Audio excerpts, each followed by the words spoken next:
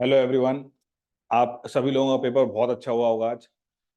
और अभी हम लोगों ने 27 को जो फर्स्ट शिफ्ट हुई है उसका हम बहुत ही क्विकली एनालिसिस करते हैं कि पेपर किस तरह का था मैथ का। उसमें हम लोग कौन कौन से ऐसे क्वेश्चन थे जो पिक कर सकते थे। अभी ऐसा होता है कि मैथ्स में हमारे मार्क्स नहीं आते या कम मार्क्स आते हैं। Even if you pick question you can score very well. और पेपर मैं तो ये कहूंगा कि पेपर अगर हम देखें तो कम से कम 15 16 क्वेश्चन ऐसे थे क्योंकि आप बहुत ही इजीली पिक करके उनको सही कर सकते थे। ठीक है। तो ये मॉडरेट टू इजी हम कह सकते हैं मैथ का पेपर आज शिफ्ट 1 की बात कर रहा हूँ मैं 27। तो अभी हम क्वेश्चन से स्टार्ट करते हैं। आप क्वेश्चन देखोगे तो आपको लगेगा कि हम लोग सॉल्व करेंगे कि this could have been done. ठीक है। और जिन लोगों का अभी शिफ्ट आई नहीं है उन लोगों के लिए भी बहुत ज्यादा हेल्पफुल होगा। तो द क्वेश्चन से हम स्टार्ट करते हैं। The question is find the number of common terms in the two given series. तो दो आपको सीरीज दी हुई है तो आप ऑब्जर्व करोगे तो फटाफट से आपको पता चल जाएगा दोनों कैसी हैं एपी। तो पहली जो सीरीज है उसका कॉमन डिफरेंस कितना है 5। और जो दूसरी सीरीज है उसका कॉमन डिफरेंस है 6। तो नंबर ऑफ कॉमन टर्म्स हमको निकालना। तो आपको ये भी पता होगा कि अगर नंबर ऑफ कॉमन टर्म्स हम निकालेंगे तो सबसे पहला तो आपको ये दिखाई दे रहा है। ठीक है। अब उसके बाद वो रिपीट कब होना स्टार्ट होगा। उसका कॉमन डिफरेंस है 5, इसका है 6। एलसीएम कितना आएगा 30। ठीक है। तो 30 के बाद स्टार्ट कहां से होगा 9 से।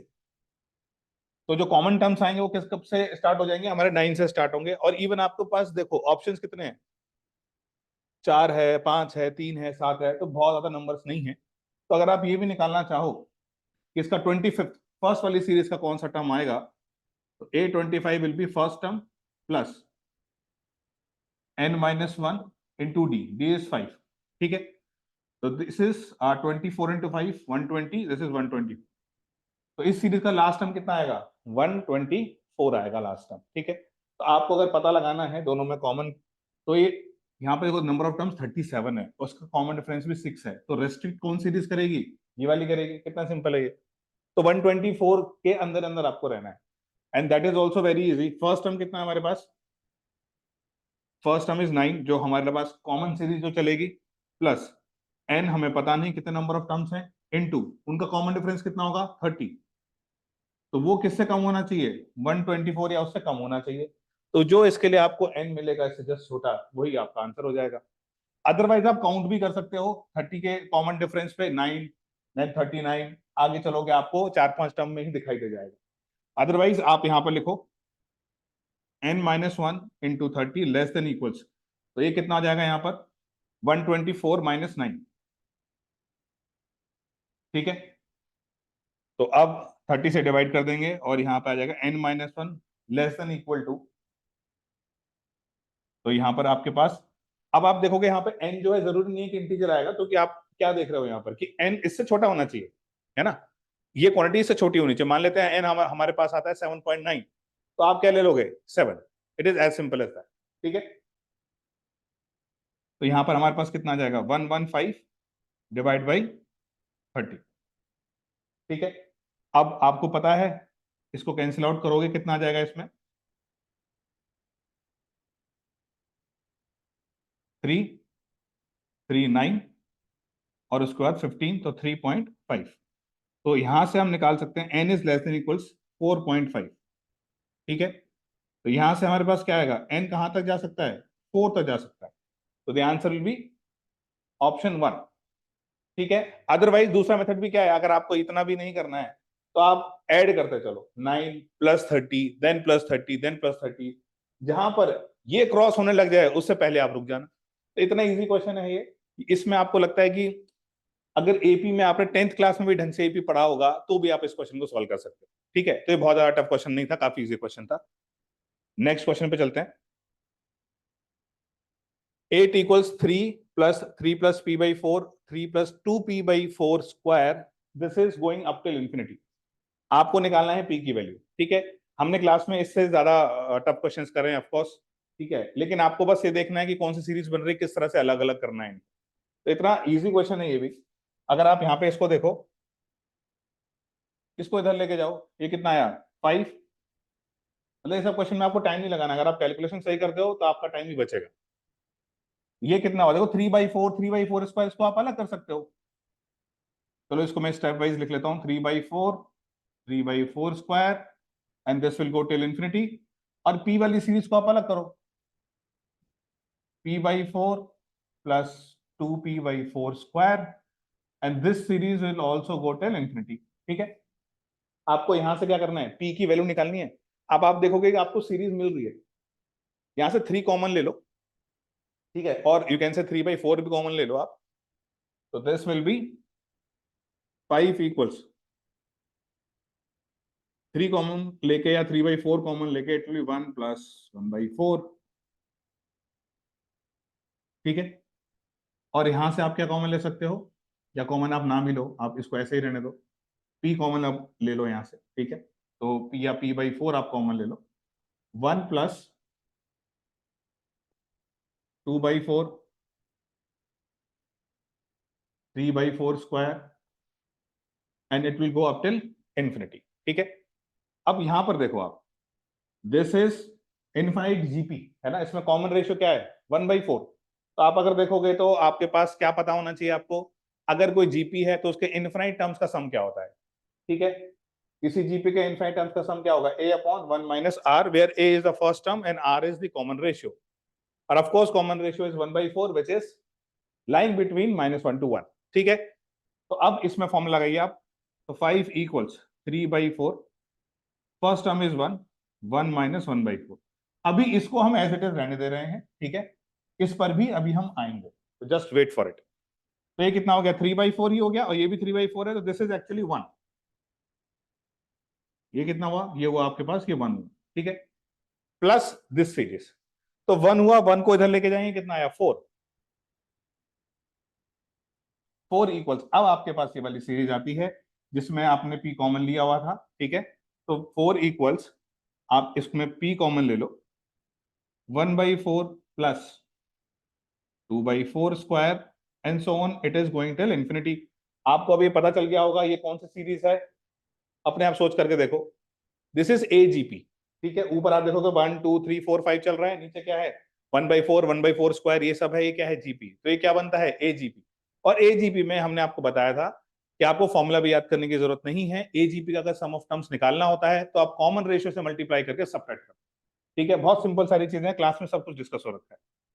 दिस इज 4/p इक्वल्स, अभी इसको आप ऐसा ही लिखो, 1/4 2/4 square 3/4 cube and so on. ठीक है, अब ये जो हमारे पास सीरीज आई है, इसको हम किससे मल्टीप्लाई करेंगे, इसको मल्टीप्लाई कर देंगे कॉमन रेशियो, ये वाले जो एजीपी के में जो जीपी है उसका जो कॉमन रेशियो, तो 1/4 इंटू दिस।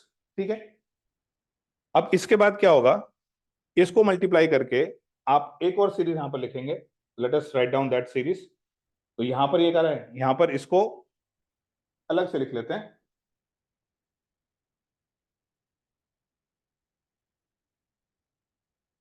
ठीक है, 1/4 से मल्टीप्लाई करके। ठीक है, अगर यहां पर इस पैसे हम नीचे यहाँ पे लिख लेते हैं, यहीं लिख लेते हैं नीचे, तो 1/4 से मल्टीप्लाई किया, दिस इज 1/p इक्वल्स, और एक टर्म खिसका के लिखेंगे हम लोग, 1/4 square plus 2/4 cube and so on. अब इन दोनों सीरीज को हम क्या करेंगे, सब्ट्रैक्ट करेंगे, और जो आपके पास बचेगा वो क्या आएगा, जीपी आएगा, जैसा हर बार आता है। ठीक है, तो this is 4/p minus 1/p, कितना आ गया 3/p, तो दिस इज 3/p इक्वल्स 1/4, यहां पे कुछ नहीं है तो इट इज 1/4। ठीक है, 2/4 square minus 1/4 square is 1/4 square. अब आप समझदार हो, you can directly write down 3/4 cube minus 2/4 cube, कितना हो गया 1/4 क्यूब, तो ये भी एक जीपी बन गई है, इनफिनिट जीपी, और जिसका सम क्या होगा, first term upon 1 minus r. ठीक है, तो 1/4 upon 3/4 which is 1/3, 3/p equals 1/3, so of course p equals 9। ठीक है, तो p की वैल्यू कितनी आ गई 9 आ गई, है ना। तो ये क्वेश्चन में भी बहुत ही बेसिक, जब आप एजीपी पढ़ते हो या बेसिक सीरीज पढ़ते हो, जीपी पढ़ते हो, तभी आप ये सारे कंसेप्ट पढ़ लेते हो। ठीक है, तो इसमें भी कोई बहुत ज्यादा तकलीफ आपको नहीं होनी चाहिए सॉल्व करने के लिए। तो ये देखो, ये दूसरा क्वेश्चन था। अब नेक्स्ट क्वेश्चन पे चलते हैं। ये इंटीग्रेशन का बहुत आसान सवाल है। ठीक है, मेरे को लगता नहीं इसको करने की भी जरूरत है ना। आप लोग क्या कर सकते हो, अब आपको पता है कि फर्स्ट स्टेप इज इंपॉर्टेंट, तो फर्स्ट स्टेप आप लिख दोगे, बाकी सारी चीजें अपने आप हो चुकी होंगी। ठीक है। The purpose is not to give the solution, purpose is आपको ये समझना चाहिए कि there are questions, so many questions जो कि आप मैथ के पेपर में भी कर सकते हो, you can score good marks. आपको पता होगा लास्ट ईयर कुछ ऐसे भी शिफ्ट्स थे जिसमें 33 या 34 मार्क्स पर 99 परसेंटाइल भी आ रही थी, ठीक है। तो we have already done 2 questions और बहुत ही सिंपल क्वेश्चन थे, सब लोग कर सकते हो यार। अब यहाँ पर इसमें आपका फर्स्ट स्टेप क्या होना चाहिए, इसको पूरा सॉल्व करने की जरूरत नहीं है, आप क्या करोगे, रैशनलाइज करोगे इसको, ठीक है। तो this is under root minus, और नीचे दिस माइनस दिस ना, a square minus b square, so 3 minus 1 2 आ गया, 0 से 1। अब क्या इसका इंटीग्रेशन करके आप ये कंपेयर नहीं कर सकते? बहुत सिंपल है यार, ठीक है, कुछ भी नहीं है इस क्वेश्चन में। चलो एक स्टेप और कर लेते हैं। x प्लस 3 की पावर हाफ है, तो आपको पता है इंटीग्रेट करेंगे, x प्लस 3 की पावर हाफ प्लस 1 कितना हो गया, 3/2, और ये 2 ऑलरेडी है यहाँ पर, 3/2 माइनस, ऐसे ही x प्लस 1 की पावर 3/2 अपॉन 3/2, और एक 2 यहाँ पर ऑलरेडी, यहाँ पर भी इनको अलग अलग कर लिया दोनों को, ठीक है। तो इनके विचारों के दोनों 2 चले गए, 1/3 common, x plus 10 minus limit 0 to 1। तो क्या आप लिमिट रख करके ए बी और सी की वैल्यू नहीं निकाल सकते हो? यार बहुत आसानी से निकाल सकते हो आप, ठीक है। तो ए बी और सी की वैल्यू निकालने के बाद आप क्या कर सकते हो, तो अब यहां पर क्या होगा, ऑप्शन दिए हुए हैं 1 2 3 4 5 6, तो ये सारे ऑप्शंस में आप आराम से कंपेयर करके ए बी और सी की वैल्यू निकाल सकते हो, ठीक है। नेक्स्ट क्वेश्चन की तरफ चलते हैं। यहां पर हमारे पास एक चीज इंपॉर्टेंट है कि आपको क्वेश्चन पिक करना आना चाहिए, ठीक है। क्वेश्चन पिक कर लो, that is more than sufficient. यहां पर आगे इसको करने की जरूरत नहीं है, आप इसको आराम से कर सकते हो। आप बस तरीका देखो कि व्हाट वी आर डूइंग और हमें इसमें क्या करना, क्या है, क्या हम ये क्वेश्चन कर सकते थे, दैट इज मोर इम्पोर्टेंट। अब यहाँ पे लिखा हुआ है नेक्स्ट क्वेश्चन में, z माइनस आयोटा का modulus equal z minus 1 equal z plus iota, ठीक है। z belongs two of course complex number. आपको क्या निकालना है, number of values of z, कि कितने ऐसे z हैं जो ये फॉलो कर रहे होंगे। तो जब हम ज्योमेट्री पढ़ते हैं कॉम्प्लेक्स नंबर की, तो ये सारी चीजें बिल्कुल हम लोग फर्स्ट क्लास में ही डिस्कस करते हैं, ठीक है। तो z minus iota equal z minus 1। तो अगर हम सिर्फ इस वाले इसको देखेंगे तो बेसिकली क्या रिप्रेजेंट करेगा, स्ट्रेट लाइन रिप्रेजेंट करेगा। तो अब z माइनस आयोटा और z माइनस 1 कॉम्प्लेक्स प्लेन में अगर हम इनको रिप्रेजेंट करेंगे तो ये क्या है, आयोटा और 1, आप इसमें ये मार्क कर सकते हो, इमेजिनरी एक्सिस और रियल एक्सिस, ठीक है। तो अगर हमें आयोटा मार्क करना है तो हम यहां मार्क कर सकते हैं, ये लो। माइनस आयोटा मार्क करना है तो हम यहां मार्क कर सकते हैं, और अगर हमें 1 मार्क करना है तो 1 यहां मार्क कर सकते हैं, ठीक है। तो अगर इन दोनों को हम देखेंगे, जो आप लोगों ने वैसे पढ़ा होगा, z माइनस z1 का modulus equals z minus z2 का मॉडुलस। तो यहाँ पे z का लोकस क्या होता है, it is basically perpendicular bisector of z1 and z2, ठीक है। तो अगर हम इन दोनों को देखेंगे तो यहाँ पर z क्या रिप्रेजेंट करेगा, perpendicular bisector of iota and 1, ठीक है। तो ये आयोटा और 1 इनका परपेंडिकुलर बाइसेक्टर, तो इसको भी बना लेते हैं, ठीक है। तो उनका परपेंडिकुलर बाइसेक्टर, अब देखते हैं कहां से पास करेगा। और अगर आप इन दोनों को कंबाइन कर लो, आयोटा और जेड को, या फिर आप ऐसा करो कि आप इन दोनों को भी कंबाइन कर सकते हो, ठीक है। इन दोनों का परपेंडिकुलर बाइसेक्टर क्या होगा, ये तो एक्स एक्सिस ही होगी, ठीक है। तो इन दोनों का परपेंडिकुलर बाइसेक्टर क्या होगा, एक्स एक्सिस। तो वो दोनों जहां इंटरसेक्ट करेंगे वही हमारा जेड है, ठीक है। पर इसमें पूछा है नंबर ऑफ सॉल्यूशन, तो नंबर तो आपको ऑलरेडी पता है कि कितने सॉल्यूशंस होंगे, ठीक है। अब यहां पर ये ओरिजिन पर ही इंटरसेक्ट करेगा, लेकिन आपको इतना पता है कि एक जगह इंटरसेक्ट करेगा, ठीक है। इसके लिए इन दोनों को इक्वेट करके ये लोकस आएगा, ठीक है। इन दोनों के लिए ये लोकस आएगा। अब ये और ये जहां इंटरसेक्ट करेंगे वही हमारा z होगा। तो इंटरसेक्ट करेंगे कहां पर, कहां इंटरसेक्ट करेंगे, तो इंटरसेक्ट करेंगे कहां, यहां पर इंटरसेक्ट करेंगे ओरिजिन पे। आपको वो निकालने की भी जरूरत नहीं है, क्योंकि हमें क्या लिखा हुआ है, नंबर ऑफ z। तो दो स्ट्रेट लाइन वो एक ही पॉइंट पे इंटरसेक्ट करेंगे, ठीक है। Basically this is the point which is equi distance from this this and this, ठीक है, वो सर्कल वाली बात कि इससे भी है, इससे भी है और इससे भी है, तो देयर इज ओनली 1 पॉइंट। तो नंबर कितना हो गया? Number of Z is 1। यहाँ पर एक ही जेड है जो पॉसिबल है इसके लिए, ठीक है। इसमें तो चलो सॉल्व भी करने की जरूरत नहीं है। जिन लोगों ने क्लास अटेंड करी होगी उनको पता होगा कि ये बहुत ही इजीली हम लोग कर सकते हैं वाला काम, ठीक है। अब नेक्स्ट क्वेश्चन भी देखते हैं हम लोग, ठीक है। चलो नेक्स्ट क्वेश्चन पे आते हैं। नेक्स्ट क्वेश्चन देख लो आप। If the sum of the coefficients in this and this is a and b respectively, then, ठीक है। जब हमने बायनोमियल पढ़ा था तो हम लोगों ने देखा था यार कि इसमें हम किस तरह से इसको आगे बढ़ा सकते हैं, कितना सिंपल है। मॉड्यूल में भी हमने क्वेश्चंस किए थे, क्लास में डिस्कस किया था, ये सारी चीजें कुछ भी नया नहीं है इसके अंदर। तो सम ऑफ कोफिशिएंट कैसे निकालते हैं? हम एक्स की वैल्यू क्या रखेंगे? 1। तो ए कितना आ जाएगा हमारे पास? ए विल बी 10 प्लस 1 11, और ये कितना हो गया? 8। 8 raise to the power n। और बी कितना आ जाएगा? एक्स की वैल्यू 1 रखो, 2 raise to the power n। तो बहुत सिंपल है यार। आप बी का क्या करोगे? क्यूब करोगे तब आपको ए मिलेगा, है ना। तो ए इक्वल्स कितना आ जाएगा? B cube. क्या था इसमें? क्या था इसमें यार? मतलब आप लोग कर सकते हो यार ये सब क्वेश्चन, ठीक है। कुछ भी नहीं था इसके अंदर। तो आप देखो जब भी, चलो कैसी भी शिफ्ट आएगी आपको ऐसे क्वेश्चन मिल जाएंगे काफी सारे। तो ये 5 क्वेश्चन तो ऑलरेडी हो चुके हैं, ठीक है। और भी बहुत सारे क्वेश्चन है, हो सकता है हम वो कवर, जितने भी मैक्सिमम होगा उतने कवर कर पाएंगे, ठीक है। अब ये देखो, आप बस थॉट दो कि इसको क्या कर सकते हो, क्या सॉल्व, है ना। वीडियो पॉज करके आप करके देखो आपका आंसर आता है कि नहीं आता है। और इसको देख करके आपको पता चलना चाहिए कि डायरेक्टली जब आप एनसीईआरटी में भी लिमिट्स पढ़ते हो तो उसके अंदर भी आप देखोगे कि जब आपके पास रूट्स हैं, फ्रैक्शन है, तो आप क्या करते हो? आप रैशनलाइज करके काम करते हो, ठीक है। तो आप रैशनलाइज करके काम करोगे तो आपका आंसर है, ठीक है। आप कर सकते हो इसको ट्राई। मतलब देखो, आप रैशनलाइज करोगे मतलब यहाँ पे प्लस लगा के ऊपर नीचे मल्टीप्लाई करोगे, ठीक है। तो इस वाले पोर्शन के लिए this square minus this square हो जाएगा। यहाँ कितना आया? 1 प्लस दिस -2, ठीक है। तो -1 आ गया, ठीक है। और नीचे आपके पास जब आपने उसको डिवाइड किया, तो जब डिवाइड किया आपने तो उसको लिखो नीचे। और उससे आपको खतरा नहीं है क्योंकि वो 0/0 फॉर्म नहीं बना रहा है, पहले वो 0/0 फॉर्म बन रहा था। जिससे आपने डिवाइड किया उससे आपको कोई खतरा नहीं है, उसको आप साइड में रहने दो।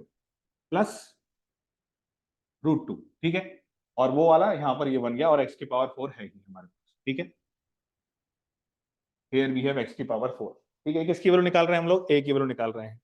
लिमिट रखा हुआ है साथ में। अभी आप समझो उस चीज को, दोबारा से आप 0/0 फॉर्म बनेगा, ठीक है। 1 - 1 0 बनेगा, तो आप दोबारा से क्या करो? रैशनलाइज करो यार। देखो, into 1 plus x raise to the power 4 plus 1, 1 plus x raise to the power 4 plus 1, ठीक है। और अब आप देखो तो this square minus this square बनेगा, तो वो 1 और 1 कैंसिल हो गया, और क्या बचा? एक्स की पावर 4 बचा है, ठीक है। तो वो एक्स की पावर 4 इससे खत्म हो जाएगा, ठीक है। तो हम एक काम कर सकते हैं सीधा डायरेक्टली, अगर आपको बात समझ आ गई तो, ठीक है। अब जो बचा हुआ है वो आपको परेशान नहीं करेगा। मैंने कहा था आपको, आप अगर वैल्यू डाल के डायरेक्टली लिमिट आती है, फाइनाइट वैल्यू आती है, तो आप निकाल लीजिए। तो ये कितना आ जाएगा? 0, √1, 1 हो गया, 1 + 1 कितना हो गया? 2। तो ये √2 + √2 2√2 हो गया। देन दिस इज 1, 0 डालेंगे तो 1 + 1, यहाँ कितना आ गया? 2। तो यहां से 2√2 और वहां से 2, तो this is 1/4√2। This is the value of a। तो बहुत बड़ी बात है नहीं इसमें। सेम कंसेप्ट आप यार यहाँ अप्लाई करोगे, इनटू करो, रैशनलाइज करो, इसको रैशनलाइज करोगे तो आपको नजर आएगा। देखो, कुछ लोग बिल्कुल अगर ये नहीं सोचोगे रैशनलाइज कर रहे हैं तो आप लॉपिटर रूल लगाओगे यार, ठीक है। वहां पे आप फंस सकते हो, लेंथी बन सकता है, नहीं है जरूरत उसकी। संभाल के रखो उसे कभी बात के लिए। तो दिस इज, आप इसमें भी मल्टीप्लाई डिवाइड कर सकते हो इधर प्लस करके, ठीक है। तो b will be equal to limit x tends to 0 sin square x,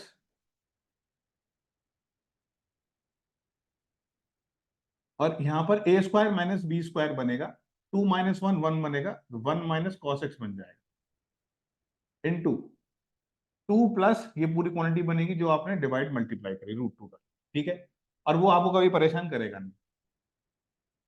√2 plus √1 + cos x, ठीक है।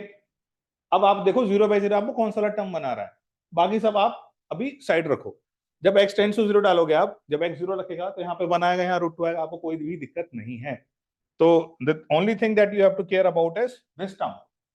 तो आप इसकी लिमिट निकालो, आप अलग से भी इसको अलग हटा करके भी इसकी लिमिट निकाल सकते हो, क्योंकि ये अलग सेपरेट लिमिट निकल जाएगी, ये अलग एग्जिस्ट कर रही है। ठीक है, ऐसा हम काफी बार डिस्कस कर चुके हैं।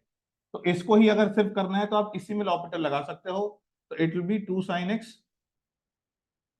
cos x, डिफरेंशिएट किया और ये हो जाएगा नीचे sin x। अब 0 रखो, cos 0 1 होता है, ये 2 आ गया, और वहां से देखो कितना आया, ये 2 आया इनटू ये √2 और ये √2, तो 2√2, तो दिस इज 4√2। ठीक है, तो 4√2 कितना आ गया b, हमें क्या पूछा हुआ है a इंटू बी क्यूब। अब कोई बहुत बड़ी चीज है क्या निकालने के लिए, 1/4√2 इंटू बी क्यूब, तो बी क्यूब में कितना आएगा 4 क्यूब, और √2 का क्यूब विच इज √2 इंटू 2। ठीक है, तो आप ये बहुत ही इजीली कर सकते हो यार, क्यूब आएगा यहाँ पे। अच्छा, यहाँ पे इसको ऐसा लिख दो,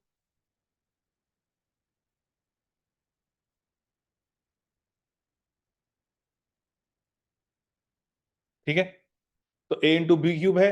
अब आप जो टर्म्स कैंसिल होंगे उन टर्म्स को कैंसिल कर दो और आराम से आप अपना आंसर निकाल सकते हो। ठीक है, तो आप ये देखो, इन सब क्वेश्चंस में यार बहुत ज्यादा चीजें हैं, ऐसा नहीं है कि आपको बहुत कुछ करना पड़ेगा, है ना, बहुत भारी भरकम चीजें करनी पड़ेंगी, ऐसा कुछ भी है नहीं।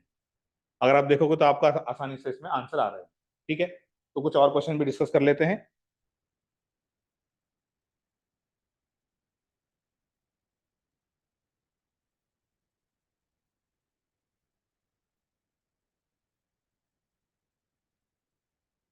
If the minimum distance of the circle x square plus y square minus 4x minus 16y plus 64 equal to 0 from any point on the parabola is d square। ठीक है, ऐसे क्वेश्चन अगर आप लोगों ने, फिर से दोबारा कह रहा हूं, मैं क्लास अटेंड करी थी तो हमने बिल्कुल ऐसे क्वेश्चन किए। ठीक है, वैल्यू ही चेंज है और कोई डिफरेंस नहीं है।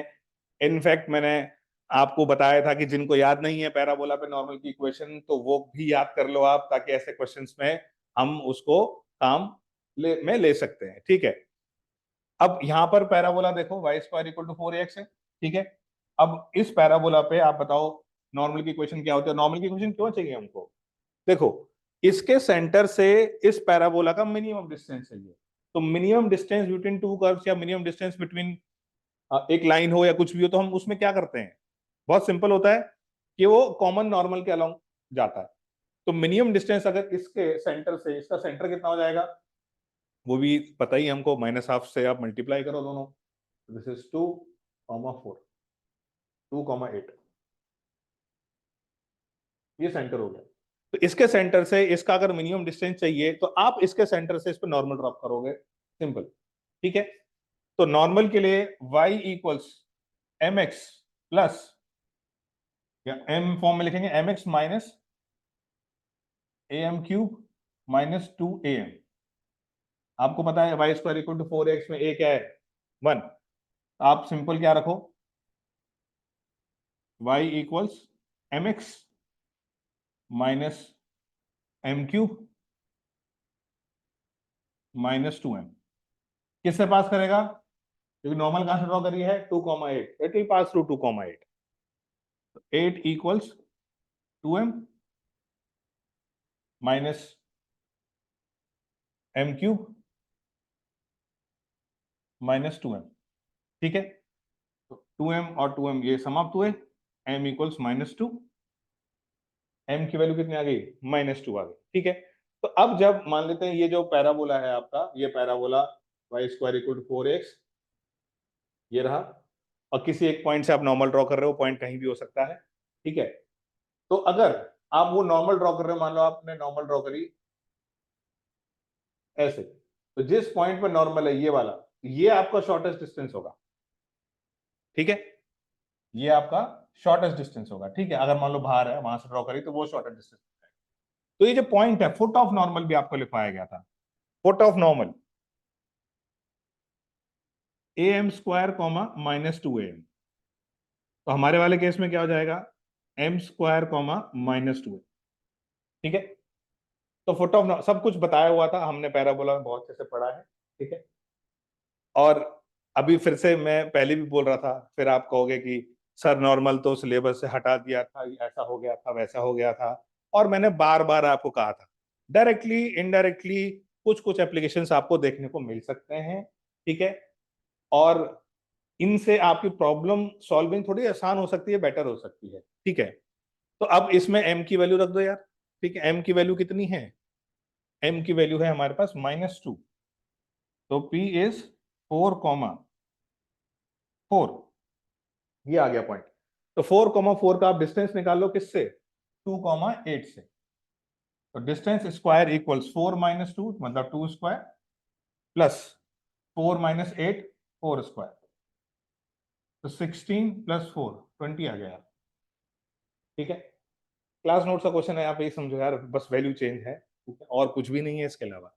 उसमें हम लोगों ने क्या किया था, पैराबोला थी, याद करो, एक लाइन थी, उन दोनों का मिनिमम डिस्टेंस निकाला था, ठीक है। वो सारे कंसेप्ट हम लोगों ने पढ़ा था बहुत अच्छे से, ठीक है। तो ये भी बहुत आसान क्वेश्चन है। तो क्या ये सब क्वेश्चन नहीं कर सकते? आप पिक करो क्वेश्चंस, बहुत इजी है ये सब। कुछ और क्वेश्चन देख लेते हैं, ठीक है। जैसे ये वाला क्वेश्चन है, if a vector equals this, b ऐसा है, ये ऐसा है, तो आपको ए डॉट दिस निकालना है, ठीक है। इसमें कुछ भी नहीं करना है, इसमें तो क्वेश्चन में a dot c cross b, ये तो स्केलर ट्रिपल प्रोडक्ट है, ठीक है। जो आप चिल्ला रहे थे सर उस पे नहीं आएगा, उस पे नहीं आएगा, ठीक है, कोई बात नहीं। A dot c cross b हो गया यार ये, ठीक है। फिर दूसरा क्या हुआ, minus a dot b minus a dot c, किसकी ओर निकालनी है? तो देखो यार, ए डॉट सी दिया हुआ है, छापो। ए डॉट बी, ए दिया हुआ है और बी दिया हुआ है, यहाँ छापो। हमें चाहिए क्या? सिर्फ हमें सिर्फ और सिर्फ ये चाहिए। पर आपको अब ये नहीं मिलेगा तो आप परेशान हो जाओगे। आपको एक और चीज सोचनी है कि हमारे पास एक और क्या दिया हुआ है, इक्वेशन दी हुई है, ए क्रॉस बी। तो यार इसमें आप डॉट बी कर लो, आपको मिलेगा तो वही ए क्रॉस सी डॉट बी कर लो यार इसमें, ठीक है। और वहां भी डॉट बी, तो कितना हो जाएगा, मैग्नीट्यूड ऑफ बी का स्क्वायर, ठीक है। तो अब सीक्वेंस देखो, ए सी बी, ए सी बी, और आपको पता है स्केलर ट्रिपल प्रोडक्ट में साइक्लिक चलेगा, तो दोनों क्या रहेंगे, बराबर। तो this is actually mod b square a dot b. A dot b आप निकालो जरा, 1 -2 -1 +1 तो 0 ही हो गया, ठीक है। ए डॉट सी दिया हुआ है -3, तो आपको कुल मिला के मॉड बी स्क्वायर निकालना था, ठीक है। और वो आप तो होशियार हो वो निकालने में। तो कितना हो जाएगा, ये 1 + 1 2, और यहां पर कितना आ गया हमारे पास, अच्छा ये ए है, सॉरी, ये रहा। तो 3√3 आया, फिर स्क्वायर -3, तो 3√3 कितना होता है, 27, -3 कितना हो गया, 24। है क्या ऑप्शन में? हाँ है, ये रहा, ठीक है। तो आप खुद से पूछ के देखो अपने अंदर, क्या ऐसे क्वेश्चन नहीं सॉल्व कर सकते हैं कि सर बहुत लेंदी होता है, ऐसा होता है, वैसा होता है? यार हर क्वेश्चन लेंदी नहीं होता ना, ठीक है। तो अभी तक देखो, अभी 8 क्वेश्चन हो गए यार, है ना। 8 क्वेश्चन हो गए, बहुत इजी क्वेश्चन है, 8 चौका 32, 32 नंबर आपके हो गए। और कुछ भी ज्यादा आप पिक करोगे तो आपको पता, आपको लगेगा ये आसान है यार, कर सकते हो आप, ठीक है। नेक्स्ट, अब कितना नेक्स्ट करते रहे यार। देखो अब ये बाइनोमियल का दूसरा क्वेश्चन आ गया, मैंने कहा था बाइनोमियल पर आएंगे सवाल। तो फाइंड द रेंज ऑफ के, तो इसमें भी आपको ज्यादा कुछ नहीं करना है, अगर आप थोड़ा सा ध्यान से करो तो आपको आपका उत्तर मिलेगा। देखो n-1 CR equals k² - 8 into, अब यार आपको पता है आप प्रॉपर्टी लगा सकते हो, n/r+1, एक एक कम कर दो दोनों में से, n-1 C r+1 -1, ये आ गया। तो ये और ये गायब, ठीक है। तो अब आपके पास क्या आ गया, k² - 8 कितना आ गया, r+1/n। हमको पूछी जा रही है रेंज, ठीक है। बहुत सारे काम आप ऑप्शन से ही कर सकते हो, थोड़ा सा दिमाग लगाओगे आप तो ऑप्शन से भी काम कर, ठीक है। पर कोई बात नहीं यार, कर लेते हैं। तो अब इसमें ये देखो कि आप रेंज निकालनी है, किसकी निकालनी है, के की निकालनी है रेंज। तो अगर के की रेंज निकालनी है तो पहले हम पता करते हैं यहाँ पे आर की क्या है। देखो हाँ, ये रहा। आपको इसको देख करके समझ में आएगा आर कहां से कहां हो सकता है। आर हो सकता है 0 से लेकर के n-1, आर इज, और 0 इंक्लूडेड रहेगा बिल्कुल, n-1 भी, ठीक है। तो r+1 कहां से कहां तक हो सकता है? तो देखो भाई, r+1 होगा 1 से लेकर n तक, सिंपल। r+1/n कहां से कहां तक हो सकता है? तो आप स्टेप बाय स्टेप करते चलो तो आपको इसी चीज में क्या तकलीफ होगी, ठीक है। अब +8 कर दें, मतलब k² = r+1/n+8। तो आपको पता है दिस विल बिलोंग टू, इसमें 8 ऐड कर दो यार, 8+1/n, और यहां पर भी 8, ठीक है। इंक्लूडेड है दोनों, है ना, ध्यान रखो इंक्लूडेड है। अब आपको पता है कि k² बेबी कर बना के भी कर सकते हो, लेकिन आप थोड़ा सा कॉमन सेंस लगाओ, थोड़ा प्रैक्टिस करी होगी तो पता चलेगा कि भैया देखो, यहां पर अगर आपने ये किया कि यहां पर आते आते, अच्छा 8+1 9, यहां पर 9 आएगा, ठीक है। तो अब k² यहां से यहां लाई करेगा। आपको पता है कि आप रूट पी लोगे, जब अगर बेबी कर बनाओगे तो उसमें आप पता लगाओगे, प्लस माइनस प्लस करके करोगे, लेकिन अगर k² यहां से यहां तक है तो पक्का आप रूट लोगे तो 3 आएगा यहाँ पर, ठीक है, माइनस वाला पीछे रहेगा। तो 3 से ऊपर तो नहीं जाने वाला, और 3 क्या रहेगा, इंक्लूडेड, क्योंकि 9 अटेंड करेगा k², तो k3 अटेंड बिल्कुल करेगा। तो सारे ऑप्शंस में आप अगर देखोगे तो एक ही ऑप्शन है जिसमें 3 है, ठीक है, लेकिन कोई बात नहीं। तो अब आप ये देखो कि दूसरी चीज पर आते हैं, है ना, कि अगर आप पीछे आओगे तो ये 8 अटेंड कर पाएगा क्या वैल्यू? मैं आपको सिर्फ ऑप्शन से बताने की कोशिश कर रहा हूं, ठीक। क्या 8 अटेंड कर पाएगा? 8 नहीं कर पाएगा। 8 अटेंड करने के लिए आपको 1/n को 0 करना पड़ेगा, ठीक है। पर 1/n 0 नहीं हो सकता है, ठीक है, 1/n, क्योंकि n क्या रहेगा, 1 2 3 4 5 6 7, ठीक है। 1/n को 0 होने के लिए n will approach to infinity, तो इट विल अप्रोच टू 8। आप समझो इस चीज को, ठीक है, वो अप्रोच करेगा। इसीलिए 8 का रूट क्या है, 2√2। 2√2 इंक्लूडेड नहीं है, ठीक है, 2√2 इसमें इंक्लूडेड नहीं है, सिंपल। तो आपको ये देखना था बस। According two options best possible answer क्या हो गया, 1 हो गया, ठीक है। जो भी क्वेश्चंस मेमोरी बेस्ड है, ऑब्जर्वेशन से आ रहे हैं, वो हम इसको ऐसा निकाल सकते हैं। अगर सिर्फ यही क्वेश्चन है तो आप समझो कि अगर के नेगेटिव होगा तो चलेगा क्या यार, चल सकता है यहाँ के लिए, पर उसमें ऐसा कोई ऑप्शन में नहीं दिए हुए हैं। आप समझो बात को, इसलिए बेस्ट पॉसिबल ऑप्शन मैंने कहा 2√2 से 3, ठीक है। अच्छा अगर अच्छा नेगेटिव क्यों होगा यार, क्यों नहीं हो सकता है नेगेटिव? के नेगेटिव होने से किसी चीज पे कोई फर्क पड़ रहा है क्या? नहीं पड़ेगा, क्योंकि यहाँ पर k² है, फिर भी वो अपनी चीजें मेंटेन करता रहेगा। जैसे एक सेट यहाँ बनता है, मान लेते हैं -3 से -1, 1 से 3 उधर बन सकता है, बिल्कुल बन सकता है। ऑप्शन में ऐसा कुछ नहीं है तो हम उसकी बात नहीं कर रहे, इसीलिए बेस्ट पॉसिबल आंसर इज 2√2 से 3, ठीक है। हाँ, एक्चुअल क्वेश्चन में लैंग्वेज कुछ और होगी तो that is a different thing. जो अभी मेरे पास आया है वो ये क्वेश्चन, ठीक है। एनीवे, आसान क्वेश्चन था। नेक्स्ट, एक फंक्शन दिया हुआ है नेचुरल नंबर -1 से natural number f of n क्या है, highest prime factor of n।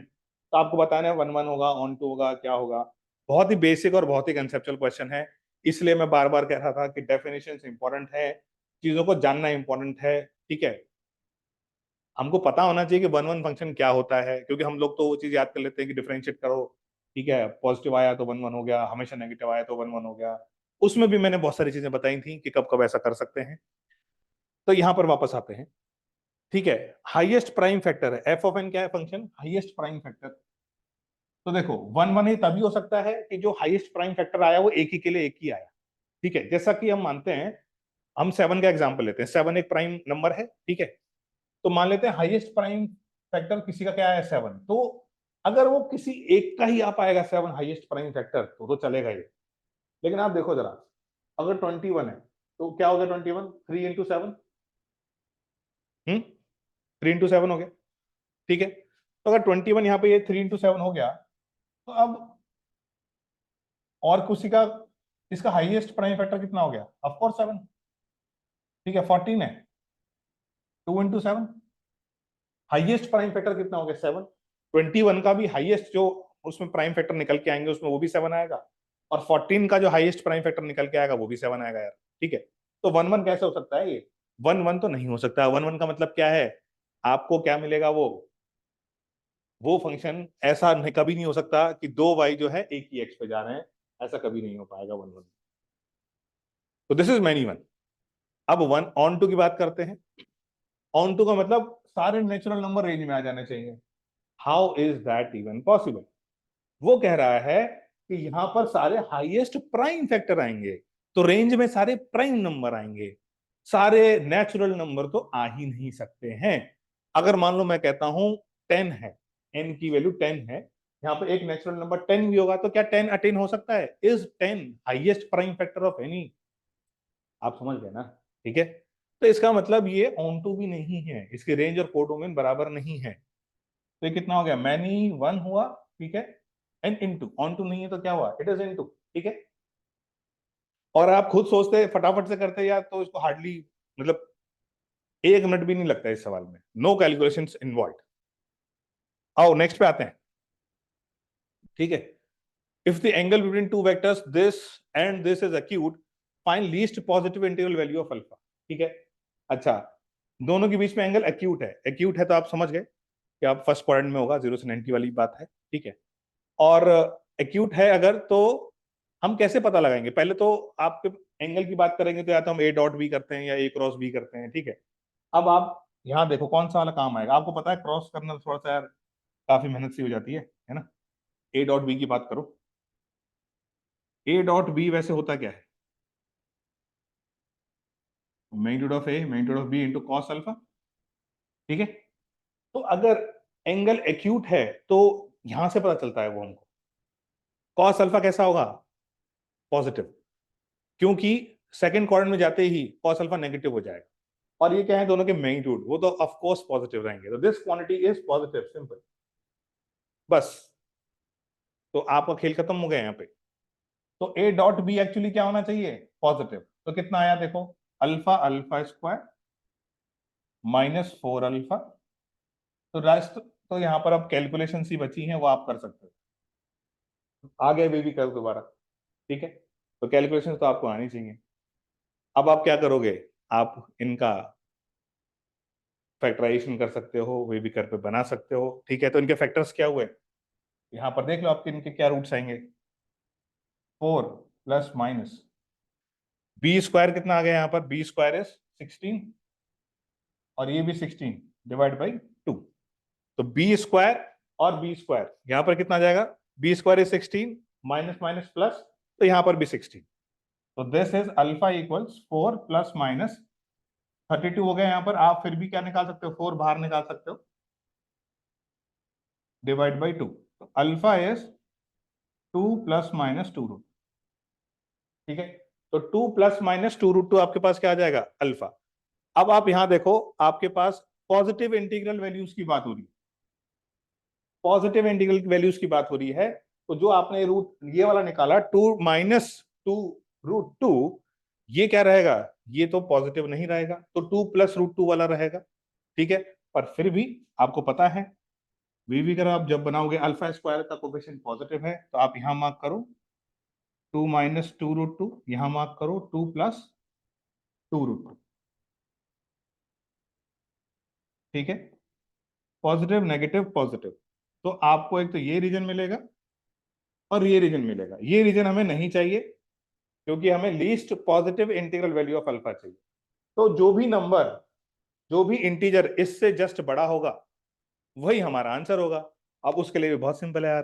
देखो 2 रूट 2 एक्चुअली होता क्या है? √8। तो 2 प्लस √8, इसको इंटीजर होने के लिए √8 को जस्ट अगला √9 हो जाए, दैट इज 3। तो 2 प्लस 3 कितना हो गया? 5। तो बी इज द आंसर, है ना। तो ज्यादा कुछ नहीं करना है इन क्वेश्चंस में, आपको पिक करना है। मैं बार बार कह रहा हूं। तो this is also very easy, और सॉल्व भी कर लिया हमने। अगेन और क्वेश्चन पढ़ो, आपको पता चलेगा कि अच्छा ठीक है, ऐसा ये क्वेश्चंस भी आ रहे हैं। इफ 4 पॉइंट्स आर कोइंसाइक्लिक, कोइंसाइक्लिक सभी को पता है, एक सर्कल पे लाई कर रहे होंगे। तो ये देखो यार, मतलब आपको एकदम ऐसा लल्लू सवाल दे दिया ये, है ना। मतलब ऐसा सवाल दे दिया कि बस पेपर में कुछ क्वेश्चन करो ना करो, इससे करके जरूर जाना घर पे। ओरिजिन है, दिस इज 1,0, दिस इज 0,1।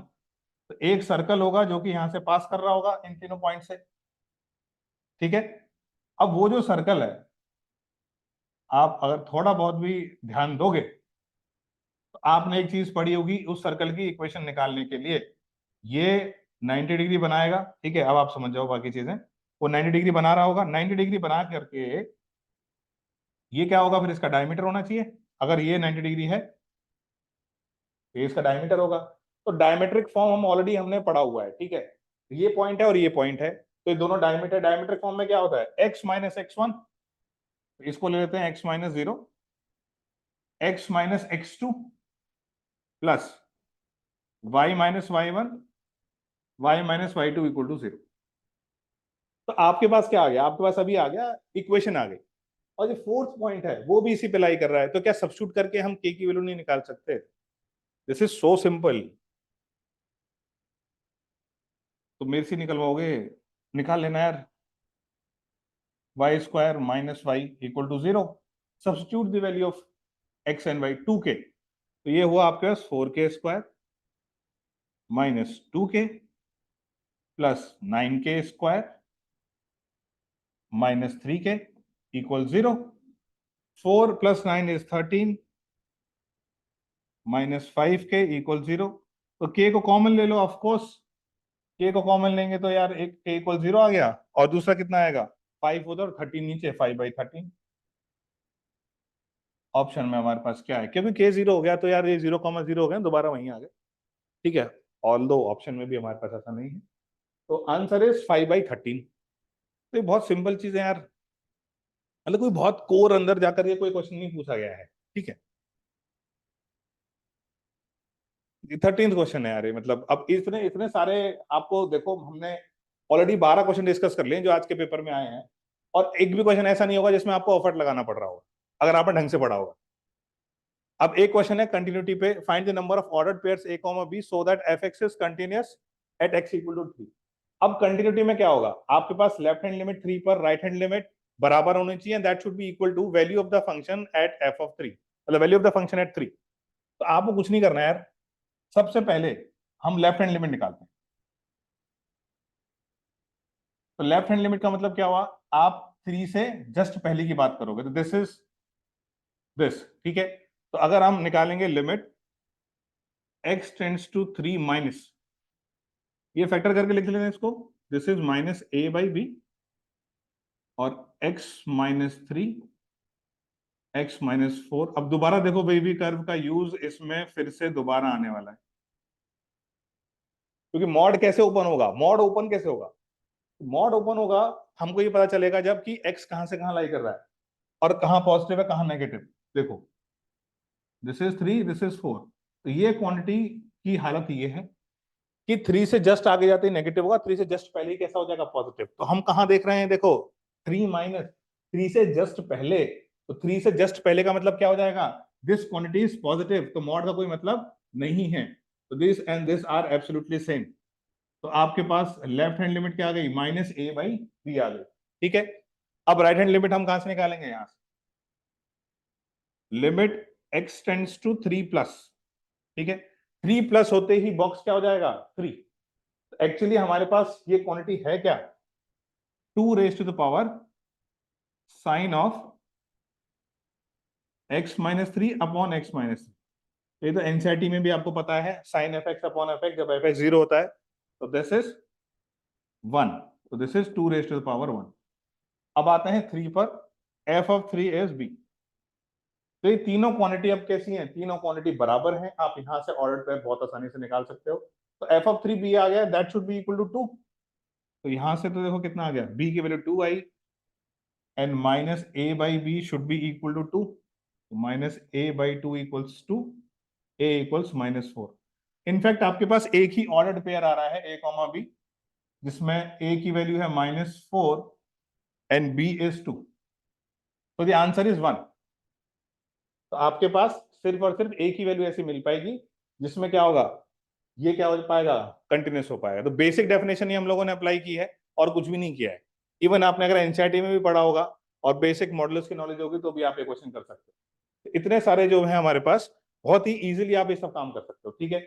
तो अभी नेक्स्ट क्वेश्चन करते हैं डिस्कस, ठीक है। तो आप देख पा रहे हो कि बहुत इजीली हम आज का पेपर बहुत आसानी से कर सकते हैं। पेपर आप कम से कम 15-16 क्वेश्चन ऐसे हैं जो आप बहुत ही जल्दी बिना कैलकुलेशन से कर सकते हैं, ठीक है।